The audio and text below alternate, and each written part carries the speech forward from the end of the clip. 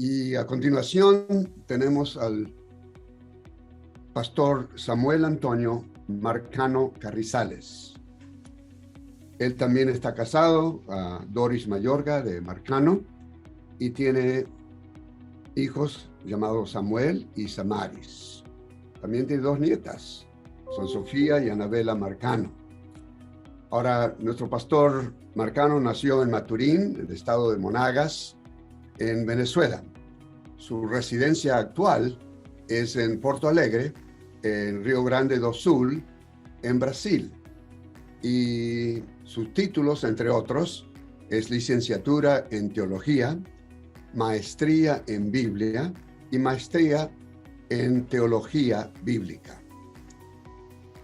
Nuestro pastor ha ejercido el pastorado por 41 años y actualmente está de vicerrector académico del seminario online Prometa.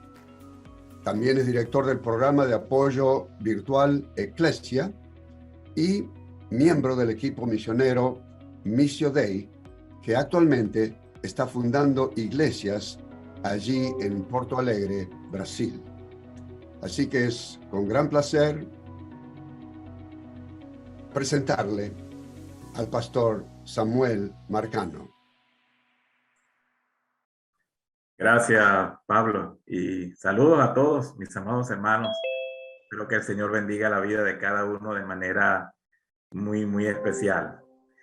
No sé si tengo, sí, tengo ya el pase para compartir pantalla. Un gozo y un privilegio poder estar con ustedes en este panel virtual que el Seminario Impacto Cristiano ha organizado y donde estamos, pues, por supuesto, todos muy contentos de compartir esta velada tan especial. Bueno, yo quisiera hablar un poco, después que nuestro hermano Héctor ha presentado esta importante y muy clara ponencia sobre el fundamento bíblico. Quería tocar un poco el tema de las estructuras en la iglesia.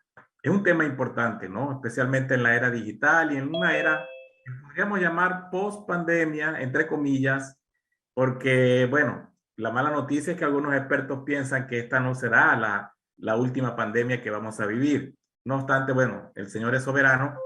Y una pregunta que nos hacemos para iniciar esta pequeña conversación es si realmente estos asuntos que hemos enfrentado, no solamente la pandemia, pero nuestra hermana Fe hablaba de un tsunami que no es que se acerca, que ya llegó a la iglesia y la está afectando casi que en todos sus órdenes, desde afuera y desde adentro, y ella va a hablar un poco más sobre este tema. Pero todo este escenario justifica un cambio estructural en la iglesia. Esa es la pregunta que queremos responder en los próximos minutos. Voy a hablar un poco de la pandemia solamente como un referencial de un tsunami que logró afectar la manera como la iglesia estaba haciendo iglesia. Nos obligó a repensar las formas y estructuras para poder seguir cumpliendo la misión, bueno, que el Señor nos ha dado, pero en medio de una situación particular como fue el distanciamiento físico, o todavía lo es en algunos lugares. Hicimos preguntas muy importantes. Creo que algunos de nosotros todavía nos estamos haciendo esas preguntas. Por ejemplo, ¿cómo nos mantenemos en comunión sin reunirnos físicamente? Yo espero que algunos de los hermanos que esté escuchando esta pequeña presentación pueda haber respondido esta pregunta y quizás al final en el tiempo de conversación nos comparta sus ideas, ¿no? ¿Cómo podemos mantener comunión sin reunirnos físicamente? ¿Es posible eso? Otra pregunta que algunos de nosotros tuvimos que enfrentar. Bueno, ¿y cómo mantenemos prácticas como la Cena del Señor, también llamada Santa Cena en algunas comunidades cristianas, y el bautismo, de manera virtual, de manera no presencial? ¿Es posible o hay una forma en que podamos seguir practicando estas dos ordenanzas en medio de un distanciamiento físico? Y otra pregunta, que no por ser la última es menos importante: ¿cómo alcanzar a los no creyentes y discipularlos sin presencialidad física? muchos de nosotros, por supuesto, buscamos formas de resolver este asunto dentro de las iglesias protestantes y también de las iglesias católicas o no protestantes. Este sacerdote allí, por ejemplo, está aplicando el rito bautismal a una bebé y lo está haciendo con una pistolita de agua porque, bueno, ahí está cumpliendo con las normas de bioseguridad a una distancia prudencial, disparándole el agua del bautismo. No sé si el alto clero estaría de acuerdo con que esto se podría llamar un bautismo católico, pero ¿cuántos de nosotros no tuvimos que recurrir a estrategias poco convencionales en nuestras propias iglesias locales, grupos familiares, grupos celulares, para seguir siendo iglesia? Porque, a ver, la iglesia no se puede detener, la iglesia no se puede detener, pero las estructuras con las cuales tuvimos que responder a esta situación, este tsunami que llegó llamado COVID-19 y que seguramente, como algunos expertos dicen, no será el último, esas estructuras tienen que ser revisadas. Tienen que ser revisadas. Y bueno, queda la pregunta, ¿verdad? ¿Hasta dónde las formas y estructuras de la iglesia se pueden ajustar sin sacrificar los principios bíblicos, de lo cual nuestro hermano Héctor ha hablado muy claramente? ¿Hasta dónde puedo hacer cambios? ¿Hasta dónde nuestras formas o la organización que la iglesia toma o tiene que tomar pueden ser ajustadas sin sacrificar los principios bíblicos? ¿Saben que esta pregunta es importante? Especialmente en el segmento juvenil, que somos tan dinámicos. Bueno, yo digo somos, me voy a incluir, aunque sea espiritualmente, en ese grupo llamado jóvenes, porque hay un dinamismo, hay una fuerza, hay una manera de hacer las cosas un poco diferente a lo que ha sido la tradición y el pasado. Y como nos gusta innovar, bueno, queremos desarrollar nuevas estructuras también. Ya estructuras que tienen 30, 40 o 50 años, probablemente más que eso en nuestras iglesias, se ven enfrentadas a ese ímpetu juvenil. Queremos desarrollar unas estructuras mucho más relevantes que respondan a estas situaciones que estamos viviendo y quizás vamos a encontrar algo de resistencia, podemos encontrar algo de reservas en esa parte de nuestra iglesia que es conservadora, que es un poquito más lenta para pensar, o mejor dicho, que por los años que han visto ocurrir tantas cosas, están como más reflexivos. Y es posible que esa fuerza juvenil de querer cambiar estructuras, ajustarlas, se tope con ese tipo de pensamiento. Ante esa situación, ¿qué hacemos? ¿Qué hacemos? Bueno, yo quería justamente dar algunas ideas en ese sentido. Y quiero empezar por lo que será mi conclusión. Esta es la conclusión de lo que quiero conversar o que ya estoy conversando con ustedes. La conclusión es que la iglesia es un diseño divino. Por supuesto, creo que habría poca discusión en esto. La iglesia no es una improvisación de los apóstoles en el libro de los Hechos. Una vez yo le pregunté esto a un grupo de hermanos. Yo le pregunté, ¿por qué los apóstoles fundaron iglesias? Uno de ellos dijo, bueno, ellos empezaron a evangelizar, gente se convirtió y después les quedó otra cosa que hacer iglesia, porque ya la gente estaba, donde los iba a reunir, cómo los iba a atender. Entonces prácticamente lo que dijo fue que la iglesia era un accidente histórico, porque debido a que se predicó el evangelio y hubo personas que respondieron al evangelio, no había de otra que fundar y formar iglesias, comunidades cristianas. Es una buena pregunta esa. ¿Por qué los apóstoles y luego la generación siguiente fundaron iglesias? Y otra pregunta relacionada con esa es, ¿Cristo mandó a fundar iglesias? Cristo mandó a fundar iglesias. Y si Cristo no mandó, ¿por qué los apóstoles lo hicieron? Entonces, parece una pregunta simple, pero no la es, porque va directamente al corazón del asunto. La iglesia es un diseño divino, no es improvisación. Dios tiene el copyright de la iglesia, así como tiene el copyright del ser humano y así como tiene también el copyright de Israel como su pueblo especial. Es decir, Dios tiene los derechos de autor de la iglesia y por eso Él ha determinado en su palabra revelada, que es la Biblia, cuáles son los principios que deben sustentar la naturaleza y función de la iglesia. O sea, lo que nosotros somos y cómo nosotros debemos operar debe estar absolutamente regido por el Señor. Y esto es válido en todos los tiempos y contextos. Formas pueden ajustarse, formas pueden variar, pero los principios no varían. Y esa es una de las diferencias entre un principio y una forma. Un principio es una verdad, una declaración derivada del texto bíblico en una sana interpretación que nos da un riel, así como los rieles de los trenes, por donde la iglesia puede marchar con confianza, porque sabe que eso es un principio inamovible, que es atemporal, supracultural, es válido en cualquier tiempo, en cualquier época y en cualquier cultura. Entonces, en otras palabras, si hemos de hacer cambios en la iglesia, si nuestras estructuras tienen que adaptarse, cambiar o ajustarse, sea por un COVID-19, sea por otro tipo de tsunami, de lo cual vamos a hablar dentro de un momento, entonces ese ajuste y ese cambio obviamente tiene que obedecer estrictamente a la escritura. Rápidamente, si uno lee el Nuevo Testamento, va a encontrar ese copyright, ese título de propiedad, ese sello de la iglesia, o mejor dicho, ese sello que tiene la iglesia, que significa que le pertenece al Señor. Noten este pasaje, Mateo 16, 18. Yo también te digo, estas son palabras de Jesús, tú eres Pedro, y sobre esta roca edificaré mi iglesia. Miren el pronombre posesivo mi iglesia. Entonces, aquí el Señor está declarando que Él es el propietario. No es Pedro, como dice una religión, es Cristo, es mi iglesia. Y es interesante porque el verbo edificar está en futuro, edificaré, lo cual significa que Cristo aquí estaba profetizando, estaba haciendo una declaración profética de algo que iba a ocurrir en el futuro, donde Él iba a construir, Él iba a edificar justamente, como es el verbo allí, en su comunidad. Esto lo vamos a ver luego, por supuesto, en el libro de los Hechos.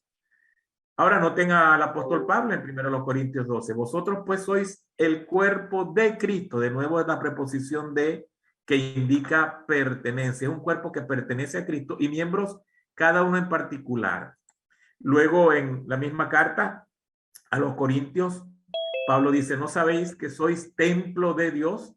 Ahora noten estas diferentes sustantivos. Iglesia, cuerpo, templo. Son varias las palabras que se usan para describir a la misma comunidad, pero todas tienen esta forma, en este caso esta preposición, que habla de pertenencia, templo de Dios, y que el Espíritu de Dios mora en vosotros. Y el escritor de Hebreos dice, por tanto, queda un reposo para el pueblo de Dios. De nuevo, pertenencia, propiedad, sello. El apóstol Pablo, escribiéndole a su hijo espiritual Timoteo, él usa una fraseología, unas expresiones acá que son importantes considerar, ¿no?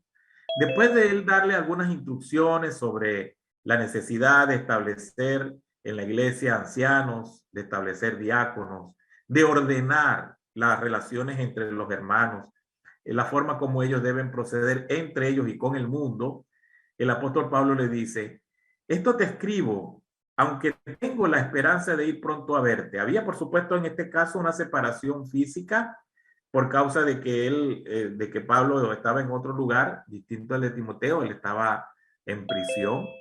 Y él le dice, para que si tardo, o sea, si por alguna razón no llego a ir en el tiempo que yo tengo programado, tú sepas, y aquí viene la frase que quiero resaltar, cómo debes conducirte en la casa de Dios. Esa expresión, cómo debes conducirte, es muy curiosa. Significa cómo debes proceder, cuáles son las acciones, las directrices que debes dar a la casa de Dios. La casa de Dios no es la casa de cualquier persona. La casa de Dios no es un grupo que pertenece a un ser humano, a un pastor, a un grupo de pastores, a una denominación o a una organización. La casa de Dios tiene una forma de conducirse. Aquí significa manera de vivir, siguiendo unas directrices. Siguiendo unas directrices. O sea, hay directrices para la casa de Dios. Y casa de Dios no es casa física, no se refiere a un templo físico. A veces nosotros confundimos, ¿verdad?, la palabra iglesia con un templo físico. No, se refiere a la familia de Dios. ¿Cómo debes proceder según las directrices divinas en esa comunidad que es la casa de Dios? Y luego Pablo añade una frase explicativa, un poco más explicativa de ese concepto de casa de Dios. Dice que es la iglesia del Dios viviente, de nuevo propiedad. Y luego añade una tercera declaración diciendo columna y baluarte de la verdad. La iglesia de Dios, la casa de Dios, el pueblo de Dios, es quien tiene la verdad y defiende la verdad. La columna, el baluarte, es decir, aquello que sustenta la iglesia y lo que la iglesia muestra a los demás, es la verdad. Ahorita en este tiempo cuando se habla mucho de la verdad, que si la verdad existe, que si hay una realidad más allá de nosotros, o si lo que es verdad lo determina cada quien de manera relativa, contextual, transitoria, a capricho de cada uno. No, el apóstol Pablo aquí dice que existe la verdad y que la verdad la iglesia la defiende, que la verdad sustenta también a la iglesia como pueblo de Dios. Entonces, por esa razón, nuestra conducta en la iglesia, la manera como procedemos, las cosas que hacemos, los ministerios que creamos o que desarrollamos como jóvenes, como adultos, todo eso tiene que venir de una directriz bíblica. Por eso es tan delicado cambiar las estructuras de la iglesia. Por eso no cualquiera puede crear cualquier estructura. Voy a venir yo y decir, no, yo quiero hacer un ministerio en la iglesia que se ocupe de motivar a las personas para que hagan juegos de envite y azar. Y eso se me ocurrió porque yo tuve un sueño donde vi a una persona que estaba jugando uno de estos juegos de azar donde compran un billete y luego van a ver qué número salió. Y yo vi ahí una luz que se presentó y me dijo, eso es lo que tú tienes que hacer. Entonces yo voy con esta buena idea al pastor y le digo, hermano, ya tengo un nuevo ministerio, el ministerio de los juegos de azar. Ustedes ahí, alguno a lo mejor se estará riendo pensando, no, eso no es posible, hermano, ¿cómo a usted se le ocurre que semejante asunto puede pasar en la iglesia? Mire, la historia nos ha enseñado tantas cosas que buenas ideas que se le han ocurrido a algunos hermanos o hermanas, que cuando uno las empieza a analizar no son buenas ideas. Choca con lo que los principios divinos señalan. Y quizás sí coloqué un ejemplo muy exagerado, pero probablemente usted conoce historias de personas que quisieron desarrollar actividades dentro de la iglesia, que no solamente iban en contra de los principios bíblicos, sino que podían producir mal testimonio. Por eso estamos diciendo que realmente la iglesia del Señor no puede ser manejada de cualquier forma, no puede ser cualquier idea buena, sino que cualquier expresión que la iglesia tome, cualquier forma o estructura que ella vaya a desarrollar, tiene que ser de acuerdo a los parámetros bíblicos. Es lo que Pablo le está diciendo aquí a Timoteo. Si yo tardo, entonces tú debes saber cómo debes conducirte, que ya dijimos que ese verbo conducir se refiere a la totalidad de la vida, lo que yo pienso, lo que yo hago, la actitud que yo asumo. ¿Cuál debe ser el comportamiento de un creyente, en este caso de un líder, en la casa de Dios, que por supuesto es la familia de Dios, que es la iglesia del Dios viviente? No de cualquier manera, no de cualquier forma. El mismo Pablo, varias veces, él tuvo que corregir formas erradas, maneras equivocadas en que los creyentes habían entendido que la iglesia podía conducirse. Por ejemplo, a los corintios, él les corrigió el hecho de que ellos estaban celebrando la cena del Señor de una forma inapropiada. Algunos pensaban que la cena del Señor podía combinarse con un banquete donde las personas más pudientes, que tenían más posibilidades económicas, se comían una comida más refinada. Otros creyentes que tenían pocos recursos, entonces comían un alimento, o quizás no comían. Y entonces se formaba como una distinción en función de la clase social o los recursos económicos. Y Pablo dijo muy taxativamente, esto no es la cena del Señor. Y incluso dijo, algunos de ustedes han muerto a causa de esta forma inapropiada como lo están haciendo, porque han afrentado el concepto de la cena, que es el sacrificio de Cristo por nosotros. Están dando mal testimonio, han subestimado, han avergonzado a los hermanos que no tienen. Y esto es totalmente incompatible con lo que es el diseño y la intención de Dios en cuanto a la celebración de la cena. Entonces él tuvo que establecer un correctivo porque no era la forma, no era como ellos pensaban. Y quizás esta fue una buena idea que se le ocurrió a un creyente ahí en la iglesia, pero no era la manera. Ellos debían saber cómo conducirse en la casa de Dios, que es la familia del Señor. Y a los Gálatas también él corrigió, por ejemplo, capítulo 1, versículos 6 al 8, donde algunos estaban predicando otro evangelio que en contenido y en forma era distinto a lo que Pablo había enseñado. Algunos pensaban que podían introducir al evangelio otros elementos y decir que además de creer en Cristo, bueno, tenían que circuncidarse, tenían que guardar la ley y otras cosas que añadían. Y Pablo dijo, si uno de nosotros, incluso de los apóstoles, o un ángel del cielo, baja y entonces predica otro evangelio, dice Pablo, el tal sea anatema, o sea, esté bajo el juicio de Dios, porque no se puede cambiar esto. Es fuerte lo que él dice allí, sea anatema, no de cualquier manera, no cualquier mensaje. Hay un celo de Pablo por conservar la esencia del evangelio aquí en esta carta a los Gálatas, esa región de Galacia, que por cierto fueron las primeras iglesias que él fundó. Entonces, noten que sí hay una forma específica de contenido, de cómo presentar el evangelio. También a los mismos Gálatas, en el capítulo 6, les recuerda que una persona que cae en pecado debe ser restaurada. Ellos no lo estaban haciendo. Había competencias, rivalidades, y del árbol caído estaban haciendo leña. De la persona que caía en pecado, más bien estaban execrándola y tratándola de la peor forma. Él dice, no, no es así, no es de esa forma. Los que son espirituales en la iglesia deben restaurarlo con un espíritu de mansedumbre. Esa es la actitud, con humildad, porque mañana te toca a ti, dice Pablo. Entonces, no es la forma. Entonces, noten todas estas correcciones. Y de hecho, si nosotros profundizamos un poco más, vamos a encontrar que todas las cartas del apóstol Pablo son instrucciones para corregir, para señalar elementos que deben ser reconducidos a la forma de Dios, a la manera de Dios, a la voluntad de Dios. A los corintios, a los romanos, a los gálatas, a los efesios, a los tesalonicenses, a Tito y a Timoteo. Entonces Pablo les dice, esta no es la forma como debe ser hecho.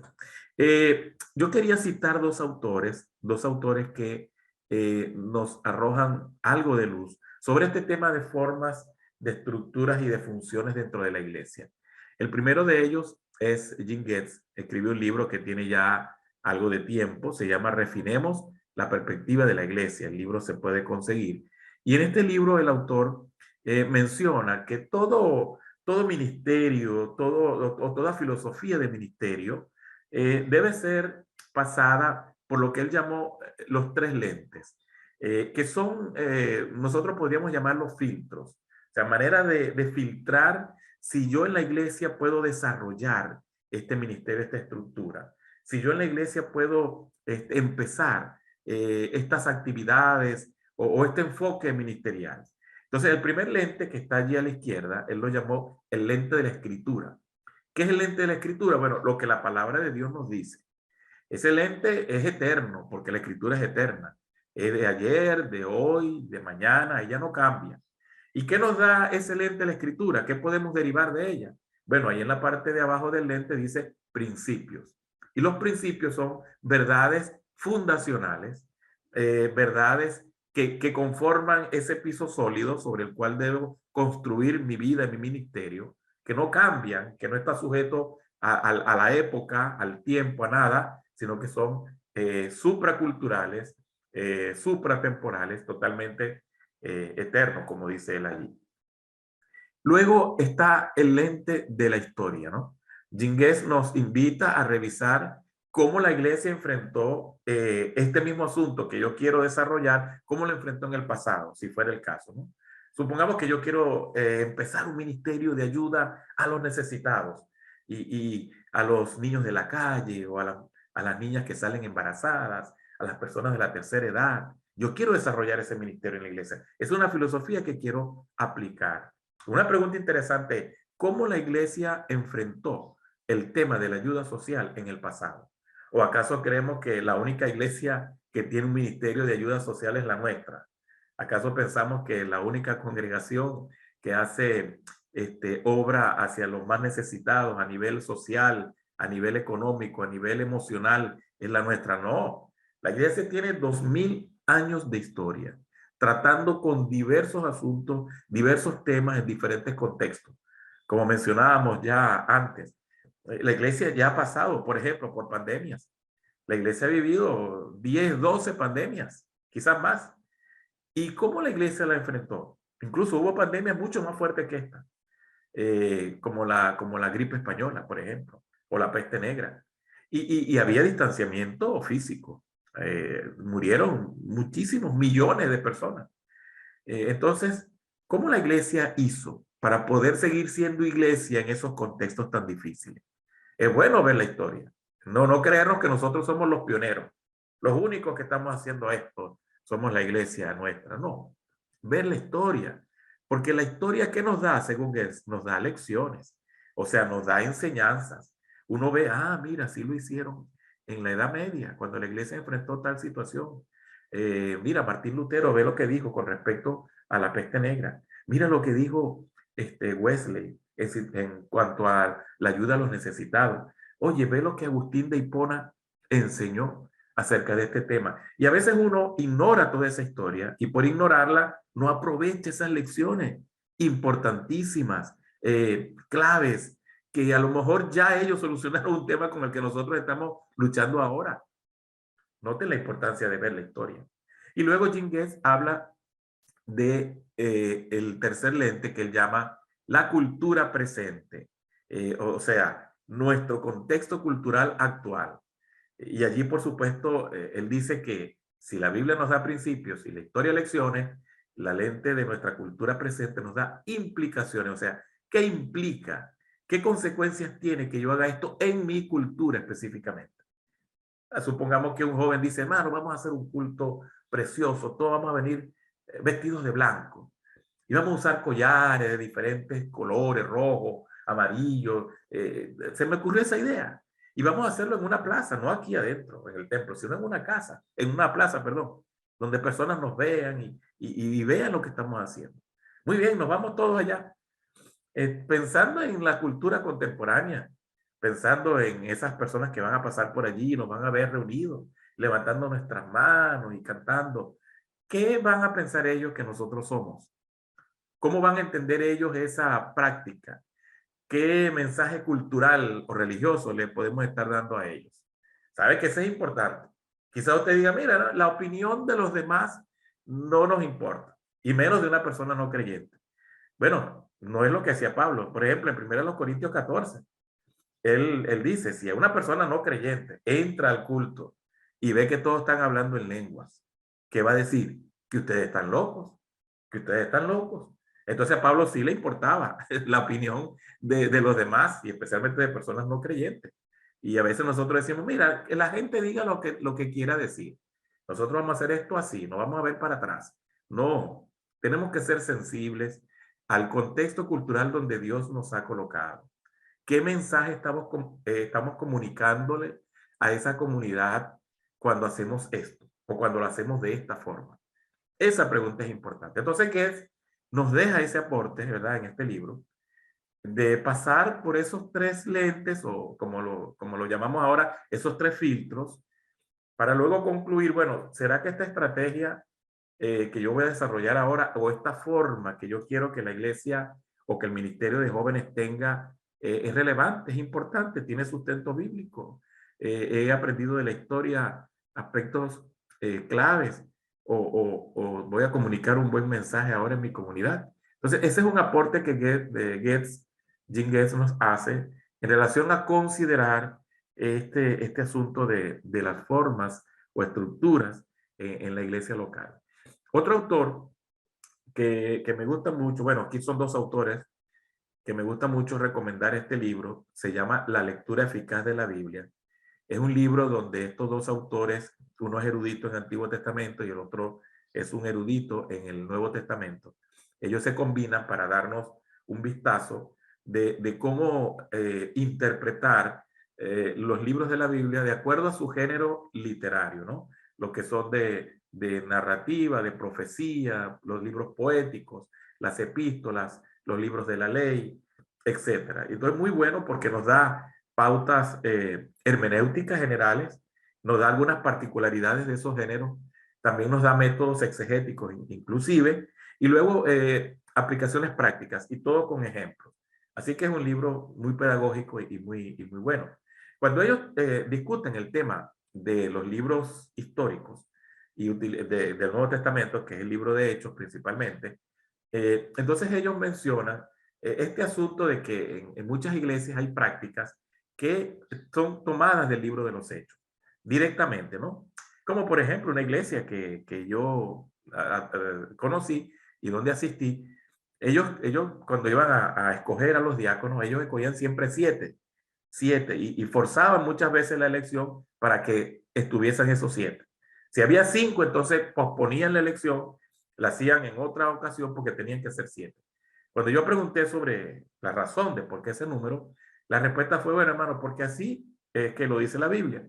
Ahí en Hechos capítulo 6 se habla de la elección de los 7 diáconos. Entonces uno ve el texto y por supuesto están eligiendo personas que sirven a la mesa y eran 7. Entonces es bíblico que sea así. Noten, ese es un pensamiento que sí está tomado del libro de los Hechos. O otros hermanos que tenían práctica de que, bueno, el que tenía 2 neveras o 2 televisores o 2 carros, bueno, donaba, porque así aparece en el libro de los Hechos, los que tenían de sus bienes, 2 casas, etcétera, la entregaba, vendía aquello y aquel bien y lo entregaba a los pies de los apóstoles. Y muchas prácticas que se han derivado de la lectura de un libro como Hechos. Entonces, ellos abordan este tema de una forma muy interesante. Y hay un párrafo allí, casi al final de ese capítulo, donde ellos hacen la pregunta, ¿cómo poder discernir cuando una práctica que aparece en libros narrativos como el de Hechos es transferible o la podemos tomar tal cual y aplicarla en nuestra iglesia en este tiempo? Entonces, de allí este párrafo que dice, y noten bien, ¿no? La forma como ellos lo señalan. La decisión de si ciertas prácticas o modelos son repetibles o no. O sea, si los vamos a hacer ahora aquí en la iglesia, debe guiarse por las siguientes consideraciones. Y aquí están 3 consideraciones que ellos comparten con nosotros. Primero, el caso es más definitivo cuando se encuentra solamente un modelo y cuando ese modelo se repite dentro del Nuevo Testamento. Es decir, solo hay una forma como ellos lo hicieron y esa forma aparece en múltiples pasajes y en múltiples circunstancias. Por ejemplo, cuando Cristo da la gran comisión en sus varias versiones de los evangelios, realmente él no menciona el agua como el elemento en el cual la persona debe ser bautizada. Pues puede ser que un creyente, un grupo de creyentes diga, hermano, vamos a bautizarnos con arena. Entonces aquí cuando vengan los hermanos que se quieran bautizar, tenemos ahí un envase con arena muy fina, y la ponemos en la cabeza de la persona. Ahí estamos bautizándolo. Pero en vez de agua vamos a usar arena, porque es algo que se me ocurrió a mí. Pero es interesante que cuando uno ve la práctica del bautismo en el Nuevo Testamento, va a encontrar que hay un modelo que es con agua. Siempre está el agua asociada al bautismo. En la experiencia misma de Juan el Bautista y el propio bautismo de Jesús, y luego los bautismos que vemos, tanto en los evangelios como en el libro de los Hechos, e incluso en las cartas, Pablo menciona el agua como un elemento asociado en el caso de la carta, y en el caso de Hechos aparece el agua mencionada. Por ejemplo, el caso de Felipe y el etíope. Dijo él, aquí hay agua, ¿qué impide que yo sea bautizado? Entonces, es un caso que se repite dentro del Nuevo Testamento. Tendría que tener una iglesia muy buenas razones para omitir el agua o sustituirla por otro elemento. Claro, hay hermanos que han dicho, no, hermano, porque la misma palabra griega bautismo ya implica algo de sumergir. Bueno, eso sí es un poquito discutible la etimología de la palabra, pero lo que sí es cierto es que hay un modelo que mantiene digamos, una uniformidad en la forma como fue hecho. Entonces tendría que tener una iglesia muy buenas razones para omitir ese modelo que dicen aquí, F. Stuart, que ese es el caso más definitivo. O sea, ese es el caso donde la iglesia debería, si no repetir exactamente el modelo, por lo menos mantener cierta igualdad con ese concepto. Ahora, hay un segundo caso, yo dice el segundo, cuando hay ambigüedad de modelos, o sea, aparece uno, pero después aparece otro, o cuando un modelo aparece solamente una vez en el Nuevo Testamento, entonces será repetible para los cristianos solamente, fíjense las condiciones que ellos señalan, si parece tener la aprobación divina, perdón, o está en armonía con lo que se enseña en otra parte de la Escritura. Es interesante. Si la práctica que yo quiero hacer en mi iglesia aparece solamente una vez, o aparece de distintas formas, entonces ese modelo no necesariamente yo lo tengo que practicar en mi iglesia, a menos que vea que tiene la aprobación divina de forma explícita, o sea, Dios se manifestó y dijo, eso es lo que yo quiero, o está en total armonía con el resto de la escritura. Eso es muy importante. Por ejemplo, los hermanos que estaban en aquella iglesia eligiendo 7 diáconos, tiene que ser 7 hermanos. Bueno, uno preguntaría, ¿en qué otra ocasión se eligieron 7 diáconos? ¿En qué otro momento se eligieron 7? ¿Dónde aparece ese número mencionado otra vez? Y aparece la palabra diácono y aparece el ejercicio diaconal en el resto de la escritura. Por ejemplo, Pablo habla de los diáconos en su carta a Timoteo. Él menciona los requisitos, él menciona, pero no dice nada del número. Cuando escribe a los filipenses, él saluda a los obispos y a los diáconos. Tampoco dice nada del número. En Romanos se hace una alusión a funciones diaconales, pero tampoco menciona algo del número. Entonces, esa forma aparece una sola vez, es decir, el número 7, asociado a estos que iban a resolver un problema, digamos, administrativo en la iglesia. Y aunque Dios allí manifestó su acuerdo con esa estrategia que se usó, no vemos que hay un consenso en toda la escritura sobre ese número. Allí es donde debemos tener cuidado en que no, esto es bíblico, esto lo estamos haciendo en esta iglesia porque es bíblico, según Hechos tal. Algo no es bíblico solo porque está mencionado en la escritura. Algo es bíblico cuando la correcta interpretación de ese texto nos da esa enseñanza y el resto de la escritura lo apoya. Eso sí es bíblico. Entonces no es bíblico cualquier mención que aparezca en la escritura, sino la correcta interpretación de esa afirmación en armonía con todo el consenso de la escritura. Así que hay prácticas que uno debe revisar con cuidado y ver si la podemos repetir ahora en nuestra iglesia, afirmando que sí, yo lo tomé de la Biblia, porque pudiera no serlo, pudiera no serlo.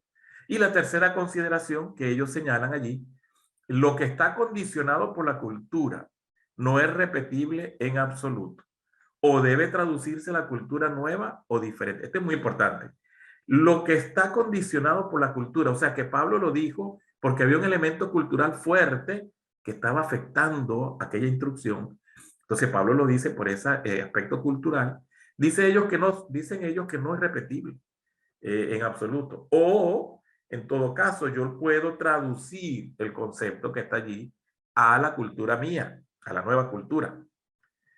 Por ejemplo, interesante, el apóstol Pablo cuando habla del tema en 1 Corintios 11, a partir del versículo 2, de la mujer sirviendo en la iglesia, ministrando a través de la oración, de la profecía, y que no está cubierta su cabeza.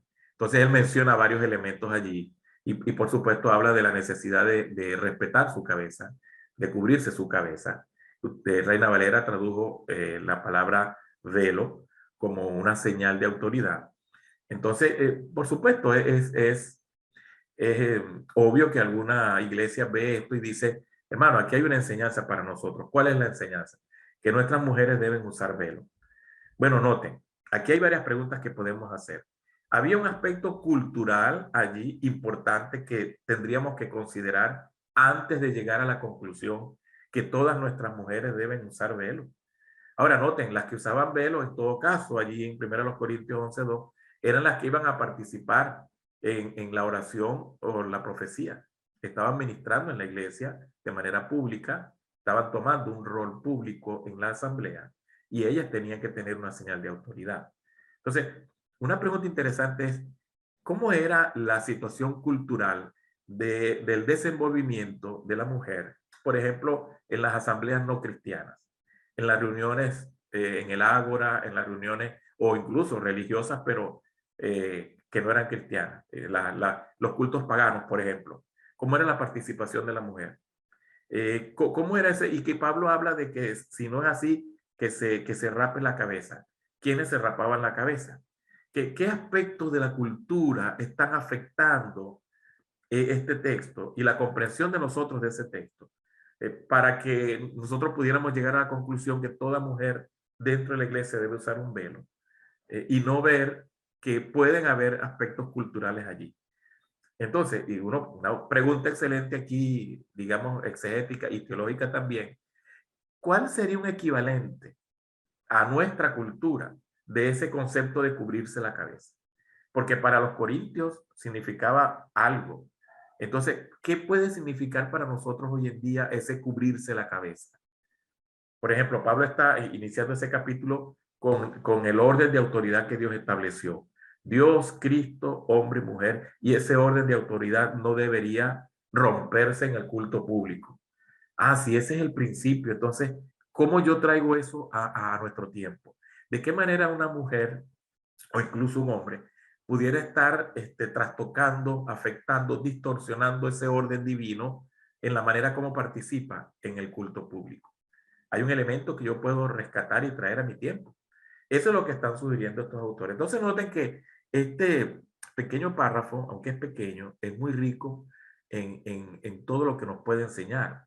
No cualquier cosa que yo puedo decir, esto está aquí en la Biblia, otra vez el concepto, esto lo vi aquí y lo voy a traer tal cual, como esta iglesia en Estados Unidos, que hacen un culto donde el evento principal del culto es pasar adelante y hay una especie de caja con serpientes venenosas allí.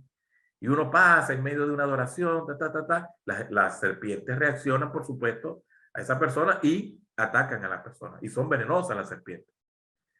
Entonces, ¿por qué la persona, por qué ellos hacen eso? Porque eso está en la Biblia. Dice que ellos tomarán veneno, que tomarán serpientes venenosas y no se morirán. Entonces, vamos a aplicar eso en el culto. Y aquí todo el mundo que llega al culto, bueno, tiene que estar listo para pasar por esa caja, para demostrar cuán espiritual es. Además está decir que hay varias personas que han fallecido como resultado de esa práctica.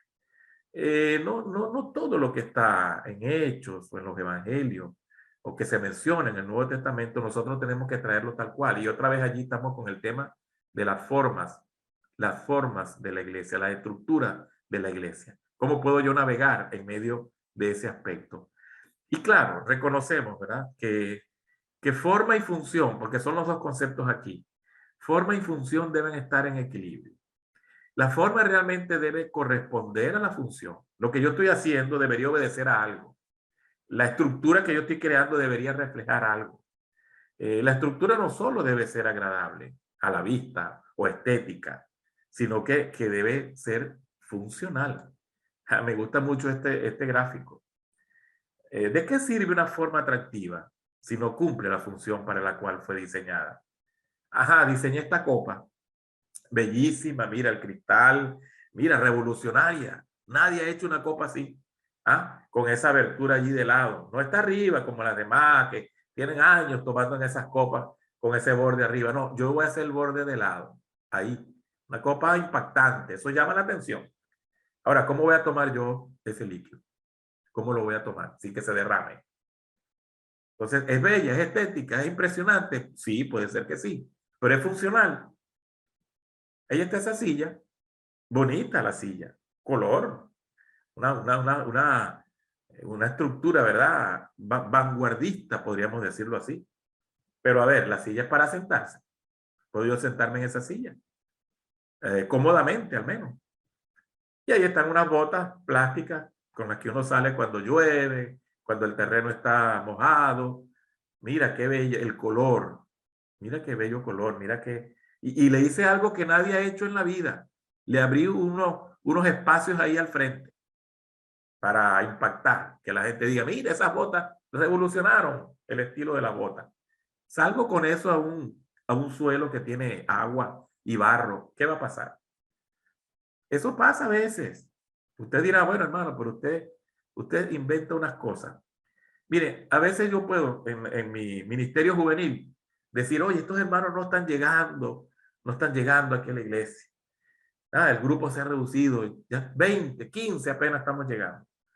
Vamos a crear un evento, una cosa que impresione. Noche de los talentos cristianos. Entonces vamos a invitar a varios jóvenes, incluso unos están descarriados, unos ya tienen años que no, pero vamos a invitarlos, cantan bonito, vamos a hacer una noche de talento, pero vamos a poner así, noche de los años 80 y 90.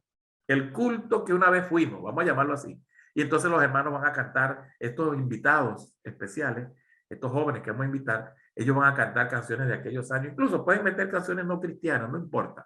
La idea es con luces, colores, algo muy atractivo para ver si, y sí, en efecto, vino una cantidad, 200 jóvenes llegaron a esa reunión. Uy, impactante, hermano, impactante lo que pasó. Un diseño atractivo, un diseño revolucionario, una cosa que a nadie se le había ocurrido esa idea. La pregunta es, ¿cuál es la función de eso? ¿Cuál es el objetivo? Se logró la razón por la cual existe el ministerio juvenil en la iglesia. Y aquí ya hablamos, aquí tenemos que hablar forzosamente entonces de cuáles serían las funciones de la iglesia para ver si se logró o no.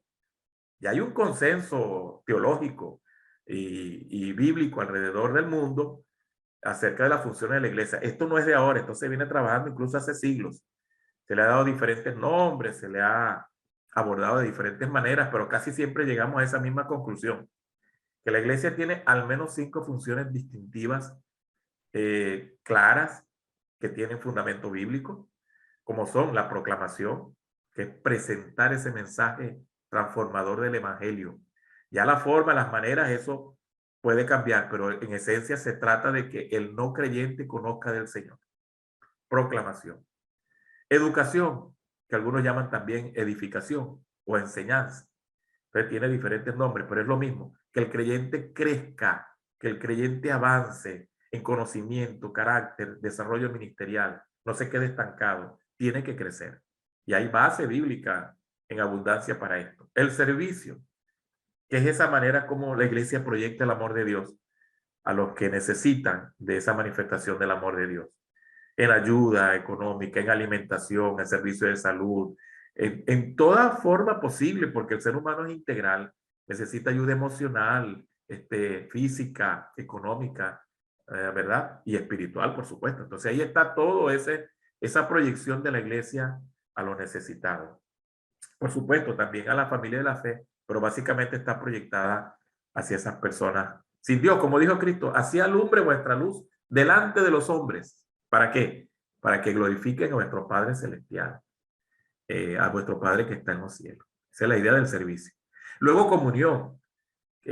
¿Cómo la Biblia no habla de comunión? Claro que habla abundantemente de esa relación profunda entre nosotros como el cuerpo de Cristo, donde hay amor, donde hay consideración, donde hay respeto, donde hay un trato que nos ayuda a crecer. No son relaciones tóxicas, por supuesto, son, como dicen ahora, son relaciones de crecimiento, de ayuda mutua, en humildad, ¿verdad? Relaciones profundas. Y la adoración, que también es indiscutible, irrefutable, que la iglesia está para adorar, que debemos acercarnos a Dios con ese espíritu de contrición, de reconocimiento de quiénes somos y exaltarlo por lo que Él es y exaltarlo por lo que Él hace. Entonces por lo general, hay un consenso, digamos, en el mundo entero, que estas son 5 funciones, al menos 5 funciones, no negociables de la iglesia y que tienen que estar de manera activa, simultánea, porque ellas se conectan entre sí, es como una sinergia que hacen, cada una alimenta a la otra y cada una retroalimenta a la otra y así constantemente. Tiene que haber todo esto en la iglesia a la vez, proclamación, educación. No es que una iglesia se va a destacar porque es proclamadora, no adora, no tiene comunión, pero es proclamadora. No. Las 5 funciones están activas, simultáneas y en constante crecimiento. Esta es la idea de este concepto, ¿verdad? Ahora, si yo tengo un ministerio, una pastoral juvenil, un ministerio de jóvenes en la iglesia, la pregunta es, no debería yo enfocar mi ministerio en los jóvenes hacia estas 5 funciones. No debería ser la razón de ese ministerio que el joven en su contexto de vida adore más al Señor, tenga una mejor comunión con sus hermanos, esté creciendo constantemente, tenga sensibilidad por servir al Señor, especialmente entre aquellos necesitados, y proclame el Evangelio de Jesucristo a las personas que lo rodean. No debería ser este el objetivo, el gran objetivo de la pastoral juvenil. Entonces, cada actividad, cada estructura, cada comité, cada grupo que yo desarrolle dentro de mi pastoral juvenil debe buscar uno de esos conceptos o varios de esos conceptos. Volvamos al ejemplo de la gran noche de talento de los años, es que no recuerdo qué fue lo que dije, pero 80 y 90, para atraer gente. Sí, hubo una cantidad de jóvenes inmensa que nunca habíamos tenido. Pero ¿cuál de estas funciones se lograron a cabalidad? Hubo adoración, hubo profunda relación o comunión entre los hermanos, hubo edificación en las 3 áreas, conocimiento, carácter, ministerio. Hubo servicio, se llevó el amor de Dios hacia las personas necesitadas. Hubo proclamación del evangelio. Algunos dirán, bueno, sí hubo proclamación porque un hermano ahí le pedimos que llevara unos 5 minutos, algo cortico, porque lo principal era el festival, pero algo cortico allí para que por lo menos se llevaran un sabor de la palabra. Realmente hubo eso. Por eso, cualquier idea no es buena, cualquier estructura no es buena si no va a cumplir, si no va a reforzar y si no va a lograr alguna de las funciones o varias de las funciones de la iglesia. Es importante por eso que como líderes de jóvenes, pastores de jóvenes, que estamos desarrollando esa actividad o esa pastoral juvenil con adolescentes, nosotros siempre estemos evaluando eso, evaluando eso. Por eso llegamos a esta conclusión. Necesitamos cultivar una actitud continua de evaluación de las formas y prácticas de nuestra iglesia, que sin ser criticismo irresponsable, ¿verdad? Esa gente que se la pasa viendo siempre la mancha negra en la pared blanca, sin llegar a ese criticismo irresponsable y caprichoso, oye, nos alerte sobre cualquier desvío de los principios bíblicos que deben sustentar las formas que toma nuestra iglesia hoy. Tenemos que estar pendientes, tenemos que poner una lupa permanente porque la iglesia, como dice el eslogan de la reforma, siempre reformándose. La iglesia no está estática, ella siempre va a buscar una forma de seguir siendo iglesia. Ocurrió en la pandemia, como ya dijimos. Muchas iglesias utilizando la virtualidad, utilizando una pantalla, utilizando formas que nunca había utilizado. En el contexto de la pandemia tuvieron que llegar con creatividad y con la guía del Señor a implementar formas, pero hay que evaluarlas constantemente para ver qué se está logrando con cada una de ellas. Y no es criticismo, no es, ay, no me gustó ese culto en Zoom. Ese culto en Zoom, yo no sé. Puede ser en Zoom, pero para mí no me edificó, no me llenó. Entonces, bueno, no es criticismo así, solamente por caprichosamente ver esa manchita negra en la pared blanca. Es que es una necesidad. Y las preguntas son importantísimas aquí. Por ejemplo, una pregunta clave. ¿Esta forma práctica refleja alguna de las funciones vitales de la iglesia? Esto que acabamos de diseñar aquí, esta idea buenísima que se le ocurrió al hermano, o este comité que queremos construir, o este ministerio nuevo, realmente él obedece a alguna de esas funciones: adoración, comunión, edificación, servicio, reproducción. ¿A cuál obedece? ¿Cómo la cumple? ¿De qué manera esa función se va a desarrollar con la implementación o con la puesta en práctica de este nuevo ministerio? Otra pregunta importante. ¿Esta forma práctica está sustentada en algún principio bíblico? ¿Hay un fundamento bíblico para esto que quiero hacer? Y yo puedo responderlo, no, sí, hermano, porque el apóstol Pablo allá en Primera Tesalonicenses, él menciona este tema aquí, vea lo que dice, ven, aquí hay un principio bíblico. Entonces, obedeciendo ese principio, nosotros queremos abrir esta estructura o esta práctica o nombrar esta comisión que va a trabajar con esto.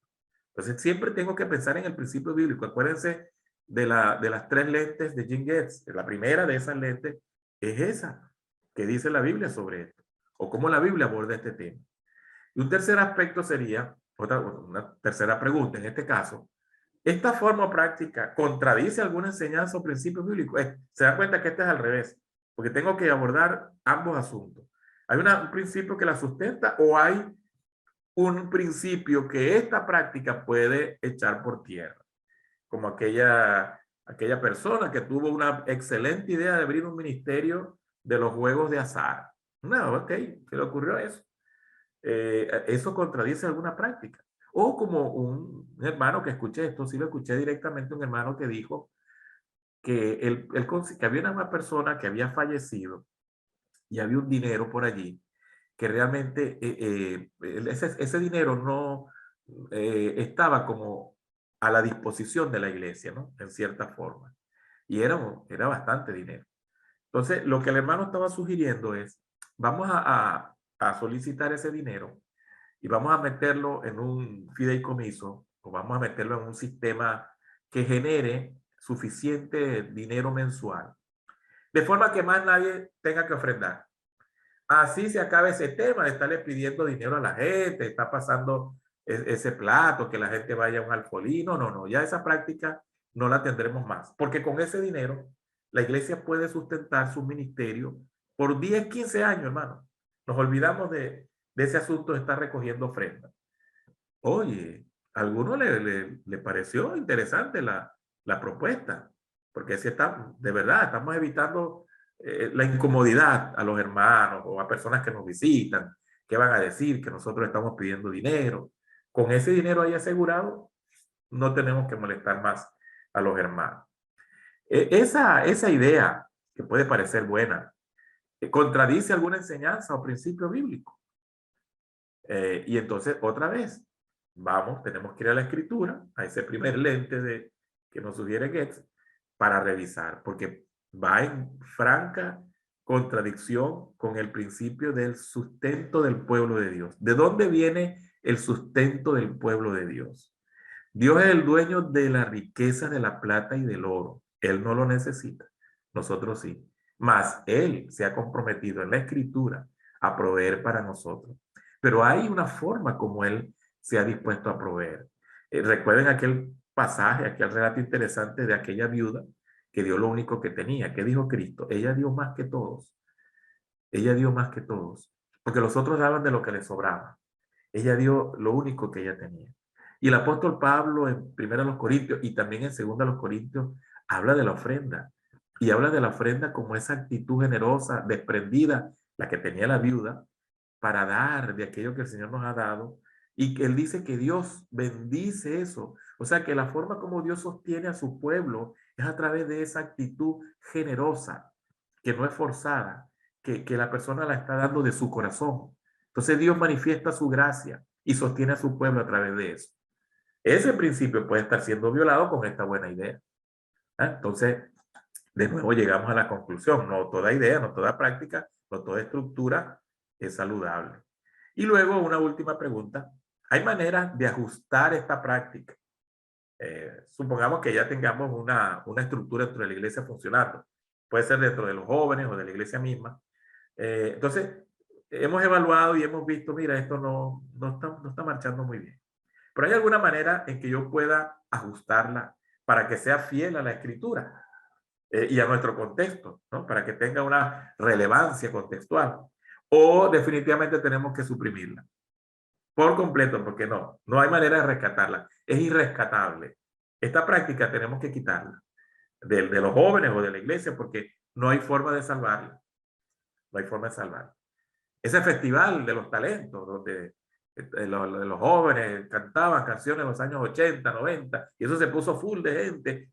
Mira, ¿cuál de las 5 funciones cumple? Después de una evaluación exhaustiva nos dimos cuenta, oye, no, no está ayudando porque sí, la gente está viniendo, es algo revolucionario, atractivo, pero no está cumpliendo ninguna de las funciones. Vale la pena mantenerla. Y bueno, quizás ya nos hemos apegado a esa práctica. Este es el tercer festival, hermano. Hemos invertido tanto dinero aquí. Mire, eso es una cosa que es impresionante, pues. Y es casi la única actividad que los jóvenes vienen. Entonces, no, ¿cómo vamos a quitar esa práctica? A veces nos da dolor deshacernos de ciertas estructuras. Nos da dolor deshacernos de ciertas prácticas. No, ese campamento tiene 20 años. Ese campamento es más viejo que usted, hermano. ¿Cómo usted va a insinuar que quitemos ese campamento? No, no puede.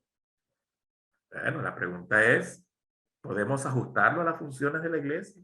¿Hay manera de llevarlo hacia esa fidelidad de lo que Dios ha establecido o no? Y si no hay manera de llevarlo, porque la estructura misma es asfixiante, y entonces tenemos que quitarla. Da dolor, cuesta, pero es una decisión que hay que tomar. Y yo termino con esto, que fue la manera como empecé esta afirmación, que la iglesia es un diseño divino. Dios tiene el copyright, el derecho de autor lo tiene Dios. Y Él ha determinado en su palabra revelada cuáles son esos principios que sustentan tanto la naturaleza, o sea, que somos, como la función que hacemos de la iglesia, en todos los tiempos y en todos los contextos.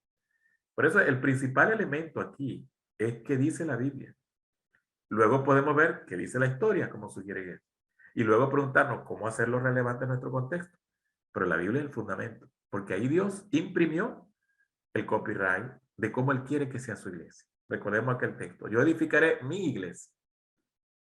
Somos el pueblo de Dios. Somos el cuerpo de Cristo.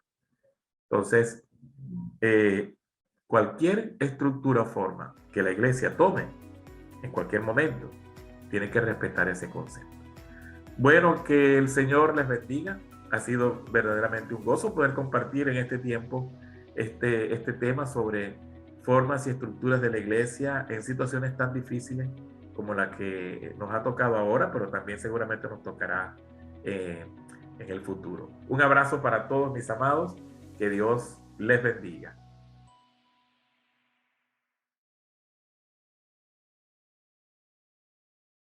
Doctor Samuel Marcano, creo que está por allí en línea, ¿sí? La pregunta es, ¿cómo evitamos volver a ser la iglesia que éramos pre-pandemia? Desechar las cosas positivas que desarrollamos en estos 2 años. La iglesia es la iglesia de Jesucristo y siempre que cumpla las funciones bíblicas de ser iglesia, que son adoración, comunión, edificación, servicio y reproducción, ella va a ser fiel a lo que la Escritura dice. Así que pre-pandemia, pandemia o post-pandemia, la iglesia siempre debe mantener esas 5 funciones totalmente activas, no descuidar ninguna de ellas, adorar al Señor, crecer juntos como creyentes, mantener una sana relación entre nosotros, servirnos y servir al mundo también en sus necesidades y reproducirnos en toda persona posible. Si eso se logra, la iglesia va a ser positiva. Entonces, quizás la pregunta está presuponiendo que la iglesia prepandemia no era tan buena como la iglesia en pandemia, o que la iglesia post pandemia debería ser mejor. No necesariamente. A ver, si cumplimos esas 5 funciones, seremos la iglesia de Cristo. Esa sería mi respuesta. En breve. Gracias, doctor. Otra pregunta está por aquí. ¿Qué base bíblica podría usarse para ajustar las estructuras de la iglesia en función de las diferentes generaciones a atender? ¿Sí me explico? ¿Qué base bíblica podría usarse para ajustar las estructuras de la iglesia en función de las diferentes generaciones a atender? Una estructura siempre va a obedecer a razones por las cuales se va a hacer. Algo que no sé si llegué a explicar, creo que no, porque se cortó el video, como vieron, es que hay un autor llamado Jim Guest que él propone que toda estructura ministerial pase por lo menos por 3 lentes, rápidamente, a saber, el lente de la escritura, el lente de la historia y el lente del contexto cultural. Si yo voy a desarrollar un ministerio en la iglesia, por ejemplo, voy a atender a los niños de la calle, es buena idea. Entonces yo debería ver si en la escritura hay principios suficientes para un ministerio como ese. Si la Biblia me da suficientes razones para eso, o la Biblia puede ir en contra de eso. Entonces, tengo primero que preguntarle a la escritura. Eso me da los principios. Luego, la historia. En la historia se desarrollaron algunos ministerios sociales hacia los más pobres, hacia los más necesitados. Eso, ¿qué nos enseña la historia sobre ese tipo de ministerio? Y luego el lente de la cultura contemporánea, donde yo estoy ubicado. ¿Sabe que un ministerio que funcione en una cultura no necesariamente va a funcionar en otra? puede más bien ser ruido de una cultura a otra. Entonces tengo que ser sensible a mi propia cultura. No, yo voy a trabajar entre las personas tatuadas. Yo voy a trabajar entre la tribu urbana X, oye, no X o Y de las generaciones que Fe compartió, sino cualquier estructura o cualquier segmento de población que yo voy a atender, yo siempre debería ser sensible si atendiéndolo voy a generar ruido. Por ejemplo, hay hermanos que me han dicho, me voy a poner un tatuaje porque yo quiero ministrar a los tatuados. Bien, ¿qué comunica un tatuaje culturalmente donde tú vives?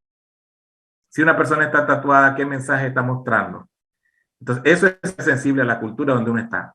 Entonces, ese autor, volviendo al tema de Jim Guest, que habla de estos tres lentes, creo que es importante que lo tomemos en cuenta. Una estructura ministerial, cualquiera que sea, debería primero sustentarse en la escritura, que nos da los principios eternos. Segundo, revisar la historia, ver si hay antecedentes de lo que yo voy a hacer, cómo lo hicieron. Por ejemplo, y perdonen que hable un poquito, el tema de la pandemia. Saben que ha habido como 15 pandemias fuertes en el mundo.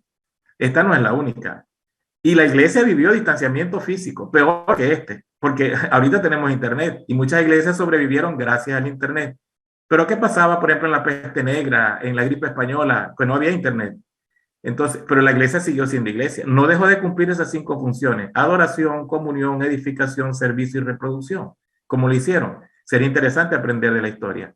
Y luego el lente de mi propia cultura. Así que yo recomiendo a cualquier hermano o hermana que quiera desarrollar un ministerio en la iglesia que se dé un paseo por estas tres lentes. Una pregunta más que está por aquí, hermano Samuel. Doctor, ¿es necesario el uso de nuevas versiones de la Biblia para poder ministrar al sector juvenil de la iglesia? ¿Qué puede decir? Gracias por lo de doctor, pero no soy doctor. El día que me nombren doctor, y quizás va a llegar, quizás me echaré a perder. Miren, las versiones, es interesante esto. Una versión, cualquier versión de la Biblia obedece a 3 componentes. 1, la filosofía de traducción. 2, la teología. La teología en cuanto a qué tipo de